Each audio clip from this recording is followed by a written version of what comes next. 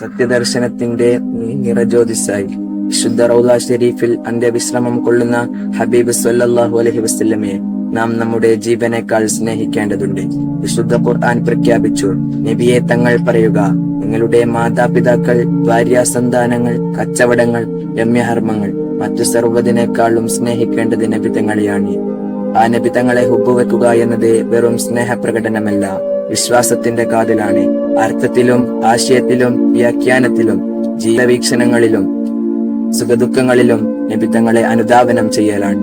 ശബ്ദം 571 ഏപ്രിൽ 21 തിങ്കളാഴ്ച രാവ് പ്രഭാതത്തോടടുത്ത സമയത്തായിരുന്നു നബി സല്ലല്ലാഹു അലൈഹി വസല്ലമ തങ്ങളുടെ ജനനം. മക്കയിലെ പ്രമുഖ ഗോത്രമായ ഖുറൈശി ഗോത്രത്തിലെ ഹാഷിം വംശത്തിൽ അബ്ദുൽ മുത്തലിബിന്റെ മകൻ അബ്ദുല്ല എന്നവരുടെയും ബനു സുഹ്റ ഗോത്രത്തിലെ വഹബിന്റെ മകൾ ആമിന എന്നവരുടെയും പുന്നാമന മകനായിരുന്നു നമ്മുടെ മുത്തുനബി സല്ലല്ലാഹു അലൈഹി വസല്ലമ.